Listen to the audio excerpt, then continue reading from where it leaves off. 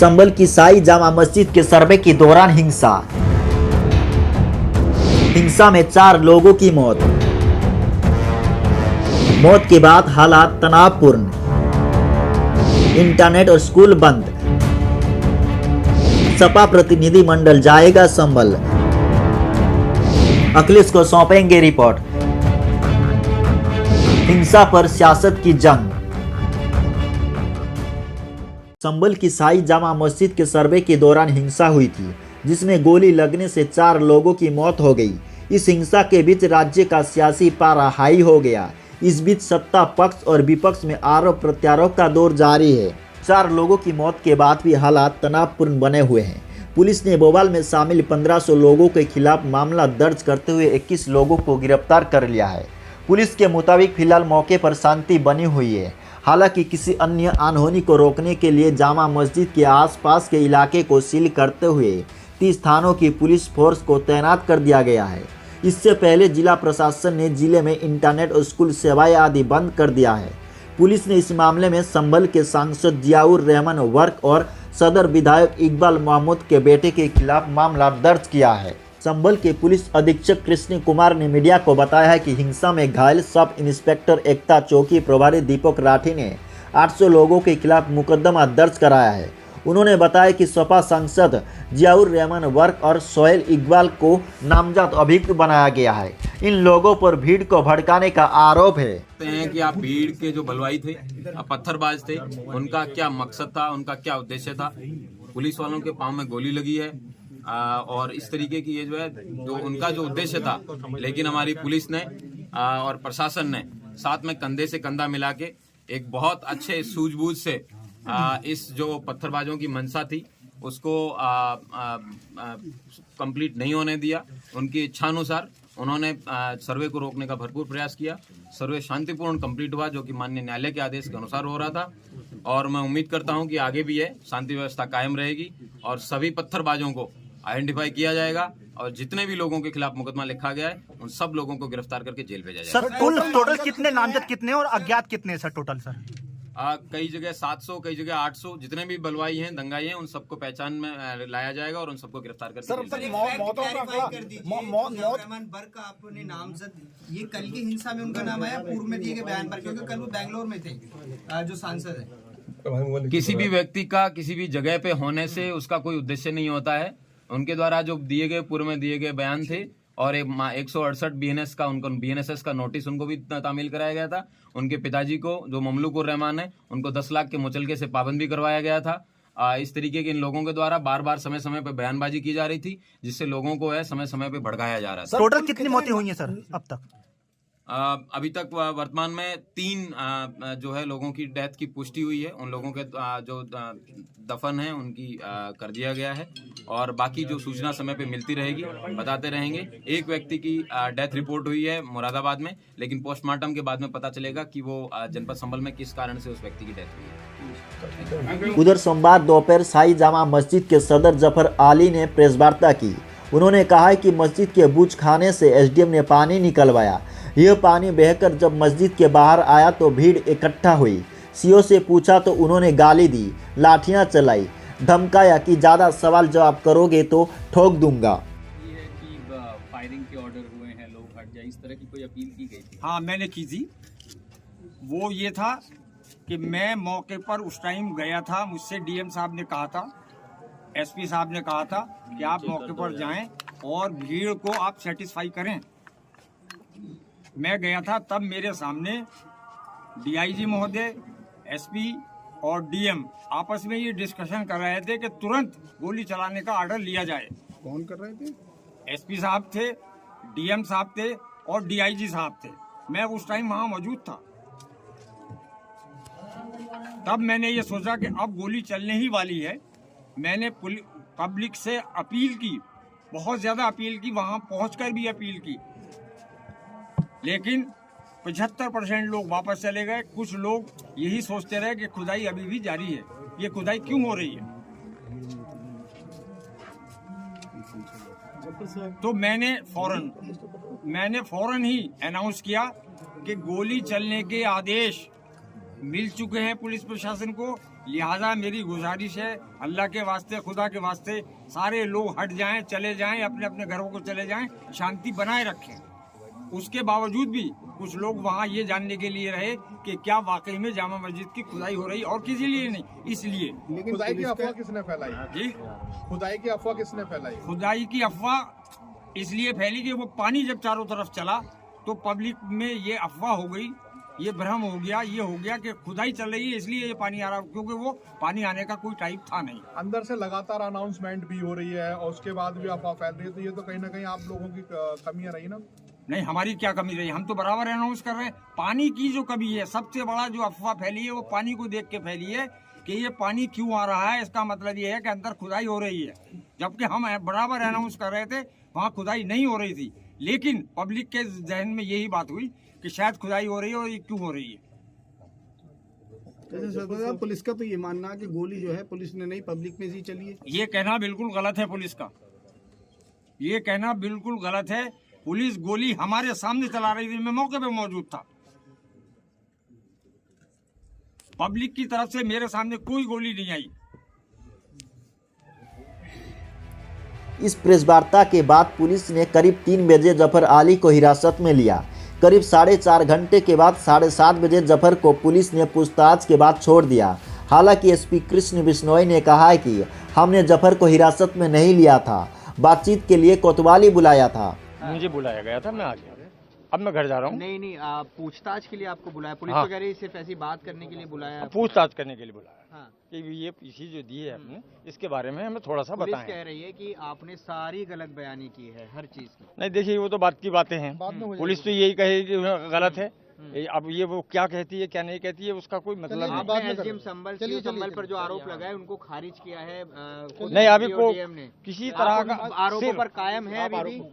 भाई ऐसा मैं थोड़ा टाइम लूंगा, मैं थोड़ा टाइम, इस टाइम मेरा स्वास्थ्य ठीक नहीं है, इस टाइम मेरा स्वास्थ्य ठीक नहीं है, और बाद में बात करेंगे। नहीं, अभी कोई बात नहीं है। अब ऐसे 1 आध घंटे भैया थोड़ा सा रिलैक्स लीजिए, ये थोड़ा सा परेशानी है, लेकिन बाद में बताएंगे। अभी नहीं, बात करने के लिए बिल्कुल भी। लेकिन जो सर आप नहीं, कोई बात नहीं करेंगे हम। जो आपने डीएम और एसपी ने प्रेस वार्ता कर जफर आली के आरोपों का खंडन भी किया है। डीएम ने कहा है कि मस्जिद सर्वे आदेश की कॉपी पर खुद जफर आली ने साइन किए हैं। जफर आली ने पुलिस को फायरिंग करते हुए देखने का भी स्टेटमेंट दिया है, जबकि इस दौरान वो मस्जिद के अंदर सर्वे करा रहे थे। वुच टैंकी की फोटो और बायोग्राफी होनी थी, इसलिए उसको खाली करवाया गया था। वैसे भी वुच टैंक का पानी हर शुक्रवार को बदला जाता है। किंतु अभी जो जामा मस्जिद के सदर जफर अली साहब का एक भ्रामक बयान आया, उसके कारण हमें दोबारा पीसी की आवश्यकता पड़ी। उन्होंने पूरा डिटेलिंग उनके बयान की हो रही है, लेकिन मुख्य बिंदु जिसमें उन्होंने सबको कंफ्यूज किया, और अभी भी उन्होंने हमें कहा कि जब लोगों ने मुझे कहा कि आप प्रशासन और पुलिस से मिले हुए हैं, इसलिए मुझे ये बयान देना पड़ा।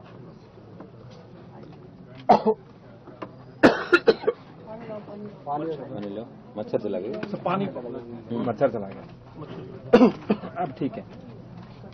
पहली बात उन्होंने कहा कि जफर जी ने बोला कि हमें सर्वे की सूचना नहीं दी। मैं आपको कुछ चीजें दिखाना चाहता हूं। पहली सूचना मैं आपको दिखाना चाहता हूं, ऑनरेबल कोर्ट का ये ऑर्डर है। जैसे ही ये कोर्ट का ऑर्डर आया, इस कोर्ट के ऑर्डर के बाद 2:30 हाँ, जो कोर्ट का ऑर्डर आया वो 2:38 पे आया, और इसके लगभग आधे घंटे के बाद वो लोग हमारे पास आए, और फिर 5 बजे से पहले हम कोतवाली आए, और 5 से 5:30 के बीच हम जामा मस्जिद पहुंचे। ये कोर्ट का ऑर्डर है, और उन्होंने बोला कि हमें सूचना नहीं दी, जबकि इस कोर्ट के ऑर्डर में बहुत स्पष्ट लिख रखा है कि मैं रमेश सिंह राघव अधिवक्ता को माननीय सिविल जज सीनियर डिवीजन संभल, जिनकी ओर से ये ऑर्डर हुआ था, उन्होंने कहा कि जो सर्वे की कार्रवाई है उसे फोटोग्राफी और वीडियोग्राफी कराकर 29 नवंबर 2024 तक प्रस्तुत करने के लिए नियुक्त करता हूं। और अंत में उन्होंने लिखा कि मैं सभी पक्षकारों को सूचित करता हूं कि सर्वे की शेष कार्रवाई करने हेतु 24 नवंबर 2024 को प्रातःकाल 7 बजे से 11 बजे तक का समय। संभल घटना को लेकर समाजवादी पार्टी के अध्यक्ष अखिलेश यादव समेत समाजवादी पार्टी के सभी सांसदों ने लोकसभा अध्यक्ष ओम बिरला से मुलाकात की। संभल हिंसा पर अखिलेश यादव भड़के हुए हैं। इस बीच अखिलेश यादव ने सुप्रीम कोर्ट से इस पूरे मामले में दखल देने की मांग की है। अखिलेश यादव का कहना है कि सर्वे के नाम पर हिंसा फैलाने की साजिश रची जा रही है। जो घटना हुई है, हमारे सांसद जियाउर रहमान जब संभल में ही नहीं थे और उसके बावजूद भी उन पर एफआईआर दर्ज करना, ऐसा उदाहरण कभी किसी को मिला होगा देखने को, सुनने को? एक पुलिस ऑफिसर ये कह रहा हो कि नेता बनना छोड़ दो, नेताओं का सहारा लेना छोड़ दो, किसके लिए भाषा थी वो? और मैं ये कहना चाहता हूँ, हालांकि सब जानकारी आपके पास है, दुखद है कि नईम जैसे नौजवान की जान चली गई, बिलाल की जान गई है, रोमान की जान गई है, कैफ, अयान, और इसमें से कुछ कम उम्र के भी हैं। मुझे याद है जब मैं लखनऊ में प्रेस कर रहा था, उस समय जो जानकारी थी और जो जानकारी छिपाई जा रही थी, जब वहां पर लोकल स्तर से जानकारी हासिल हुई, तब मैंने कहा कि नईम की जान गई है और पुलिस की गोली से गई है। आप लोगों पे सब वीडियोस हैं, आप लोगों पे जगह जगह से वीडियोस मिले हैं, कवरेज है पूरा का पूरा कराया गया ये दंगा है। और किसने कराया? सरकार ने कराया, क्योंकि सरकार जो बेईमानी कर रही थी, सरकार जिसने वोट लूटा, सरकार ने जिसने मशीन पर ईवीएम की बटन बार बार पुलिस से दबाई, प्राइवेट ड्रेस में पुलिस लगाई, उस चुनाव में इनकी धांधली, इनकी चोरी न पकड़ी है, इसलिए जानबूझ करके संभल में घटना कराई है। और मैं पढ़ना चाहता हूं, संभल की शाही जामा मस्जिद के खिलाफ 19/11/2024 को सिविल जज चंदौसी संभल में एक याचिका डाली गई। कोर्ट ने दूसरे पक्ष की सुने बगैर उसी दिन 19/11/2024 को सर्वे के आदेश दे दिए। ताज्जुब तो इस बात का है कि ऑर्डर मिलने के बाद ही संभल के जिलाधिकारी। वहीं इस घटना को लेकर केंद्रीय मंत्री गिरिराज सिंह ने कहा है कि यह घटना विपक्ष की वजह से ही हुई है। ये गोधरा कांड की तरह विपक्ष की पूर्व नियोजित रणनीति थी। ये सर्वेक्षण टीम पर हमला नहीं था, बल्कि भारत के संविधान और लोकतंत्र पर हमला था। विपक्ष के लोगों ने जानबूझ करके सोची समझी रणनीति के तहत इतिहास के पन्नों को मैं उलटना चाहता हूं। गोधरा में जैसे पहले से प्रायोजित था, उसी ढंग से विपक्ष ने तुष्टीकरण नीतियों के तहत वहां पे सर्वे टीम पे हमला नहीं था, ये भारत के संविधान पर हमला था, भारत के लोकतंत्र पे हमला था। ये भारत को जलाना चाहते थे। इन लोगों ने कहा था कि भारत को बांग्लादेश बनाएंगे, ये संभल को बांग्लादेश बनाना चाहते थे। और अब तो साफ हो गया है कि पुलिस की गोली से नहीं मरी है पोस्टमार्टम में, ये तो उन्हीं की गोली से मरी है, उपद्रवियों की गोली से। इसके लिए जिम्मेदार अगर है तो वहां का सांसद जिम्मेदार है, उस विधायक का बेटा जिम्मेदार है, वहां के कट्टरपंथी जिम्मेदार हैं। और ये अब देश बर्दाश्त नहीं करेगा जिस ढंग से हमारे अस्तित्व पे खतरा पैदा हो गया। सरकार संभल हिंसा पर उत्तर प्रदेश के कांग्रेस अध्यक्ष अजय राय ने कहा है कि पूरे प्रदेश में सरकार नफरत की राजनीति कर रही है।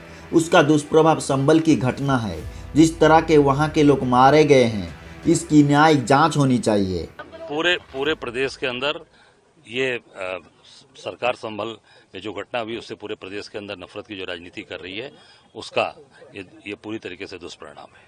सर, एक पक्षीय कार्रवाई का भी आरोप जो है विपक्ष की तरफ से लग रहा है। कांग्रेस भी कहती है कि एक पक्षीय कार्रवाई सरकार की तरफ से की। नहीं, ये पूरी तरीके से पूरे प्रदेश के अंदर नफरत की राजनीति और प्रताड़ित करने की राजनीति हो रही है।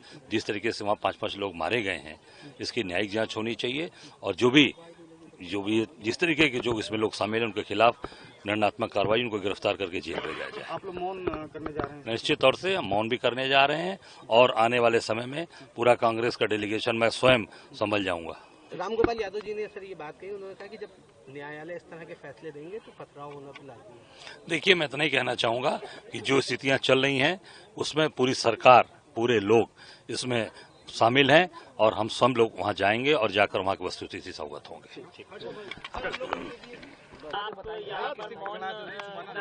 क्या है पूरा मामला?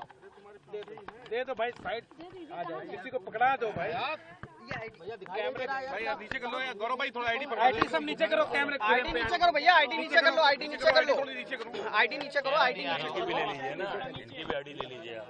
आईडी नीचे कर लो भैया, आईडी नीचे कर लो भाई, पकड़ा दो किसी को। चेहरे से नीचे कर लीजिए ना, चेहरा नहीं आ रहा। सर्वे के दौरान घटना हुई है, इसको लेकर आप लोग नीचे करनी तभी रोल है ना, रोल है, रोल है, रोल है। उसमें लोगों की जान दी गई और आप लोग भी विरोध करने जा रहे हैं इसको लेकर।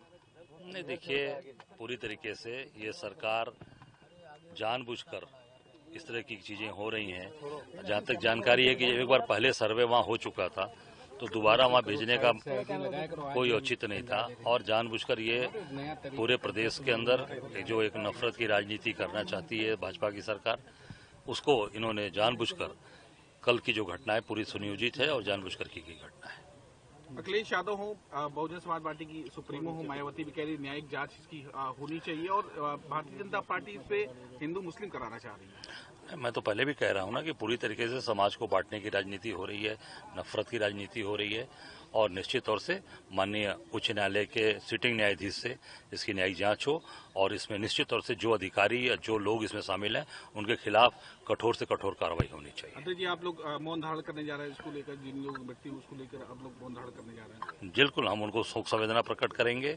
आज गांधी जी की प्रतिमा के सामने पूरे प्रदेश के अंदर महापुरुषों की मूर्ति के सामने हमारे कांग्रेस के कार्यकर्ता 1 घंटे मौन धारण करेंगे और हाथ में काली पट्टी बनकर इसका विरोध करेंगे। वहाँ के सांसद और विधायक के बेटे को ये पूरी तरीके से ये भाजपा के लोग, ये पूरी भाजपा की सरकार लोगों को प्रताड़ित कर रही है, परेशान कर रही है और लोगों को निश्चित तौर से इसमें उनके खिलाफ जो है कार्रवाई कर रही है। पूरी तरीके से ये भाजपा की सरकार नफरत की राजनीति कर रही है, इसका विरोध हम सब लोग करते हैं। संभल हिंसा पर सपा सांसद अफजल अंसारी ने भी इस पर अपना प्रतिक्रिया दिया है। उन्होंने कहा कि सची समझी साजिश के तहत पहले भड़काया गया, फिर नियंत्रण के नाम पर बेगुनाहों के साथ गलत कार्रवाई की गई है। दुर्भाग्यपूर्ण है, सोची समझी रणनीति के तहत पहले उत्तेजना फैलाई गई और फिर नियंत्रण करने के नाम पर बेगुनाहों के साथ भी गलत कार्रवाई की गई। अब प्रधानमंत्री को 100% एक दिन जनता स्वीकार कर लेगी, 100% अगर यही व्यवस्था रहे तो। प्रधानमंत्री को आपको प्रश्न ऐसा बना दिए 90% जनता, कि झारखंड कहाँ है, बांग्लादेश में है कि चीन में है कि पाकिस्तान में है? वहां की जनता ने क्या किया है, स्वीकारा है? बंगाल कहाँ है, हिमाचल प्रदेश कहाँ है, पंजाब कहाँ है? सारी की सारी सीटें भाजपा हार गई। आप कहाँ फोकस कर रहे हो? और यहाँ भी जो जीता, उत्तर प्रदेश में जो जीता है ना, उसका पहले लिस्ट में नाम पढ़ो कौन है। वो खुद ही भाजपा को नहीं पचेगा, वो पीडीए के लोग ही जीत गए हैं, कतार भले कोई।